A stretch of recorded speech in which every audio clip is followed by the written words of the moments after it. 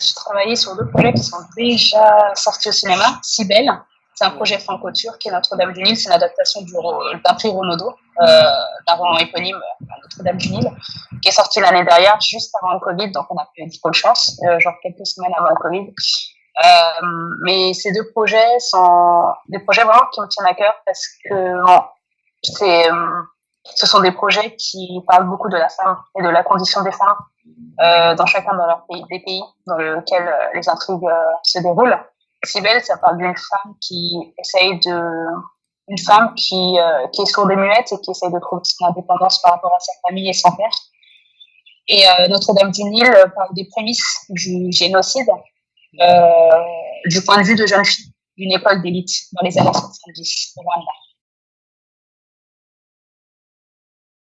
C'est vrai que depuis MeToo et depuis quelques années, on va dire, c'est vrai que les intrigues et les histoires qui entourent des personnages féminins prennent de plus en plus de place, ce qui est très bien. Mais moi, j'ai juste un tout petit peu peur que ce soit un effet de mode et que ça continue pas plus tard, juste parce que les gens se sentent obligés. C'est un peu comme les discours un peu africains ou les discours de mettre des personnages noirs ou avoir des personnages noirs principaux comme Black Panther.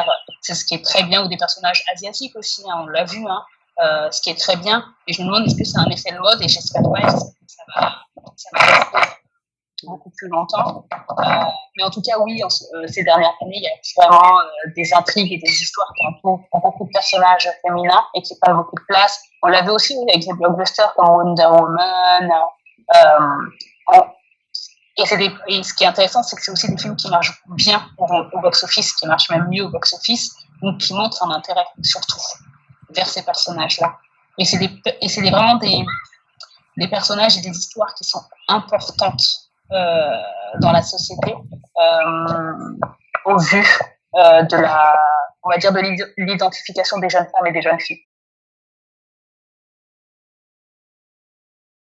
Oui, de toute façon, ça c'est dans tous les métiers, on va dire en général, et que ce soit dans les métiers de cinéma et autres, il y a vraiment beaucoup plus d'hommes, et on les voit dans les festivals chaque année, et on les voit dans les cérémonies des Césars et des Oscars.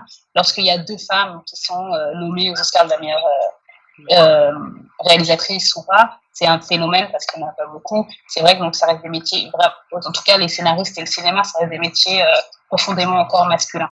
Il y a de la diversité qui commence à apparaître, mais ça reste encore très, très, très, très, très fragile. On le sent apparaître une année parce que les gens en parlent et parce qu'on pose le problème, mais l'année précédente, on oublie. Et donc après, il n'y a que des hommes qui sont nommés ou on voit que des films d'or. Et ensuite, on en reparle, donc on remonte le fait qu'on ait besoin de femmes dans le cinéma. Et en fait, c'est encore fragile.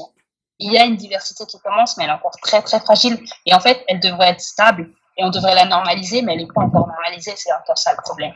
Vu qu'on en parle même nous aujourd'hui, ça veut dire que c'est pas encore normalisé, et c'est ça le problème. On devrait même plus en parler en fait.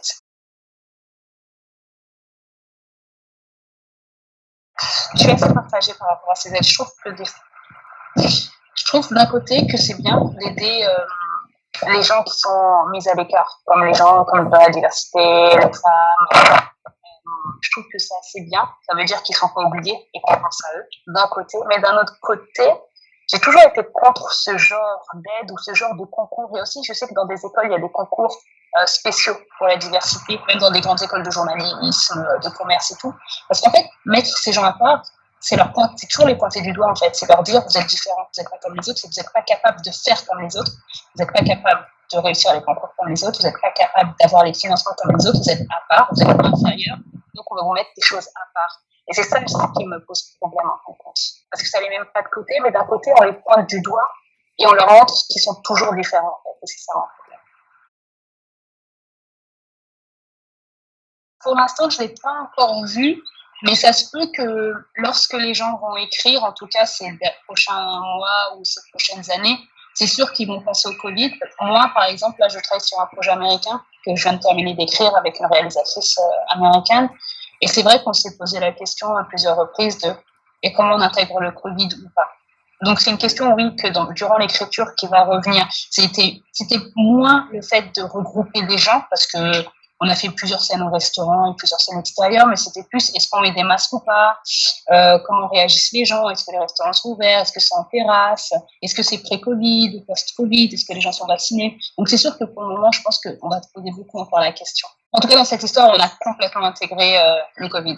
Mais d'une façon assez secondaire, hein, parce que le Covid n'était pas l'histoire, donc il fallait pas qu'elle prenne toute la place, mais en tout cas, lorsque on décrivait dans le scénario des scènes d'intérieur ou d'extérieur, on précisait par exemple le gel, on précisait la prise de température, on précisait les masques, tu vois. Parce que c'est un film qui se passe à New York, surtout que New York c'est une ville très très très habitée. Je pense que le Covid, ça va aider ces scénaristes, on va dire, de science-fiction, à être beaucoup plus original et à aller chercher beaucoup plus loin dans leurs histoires et beaucoup plus créatifs.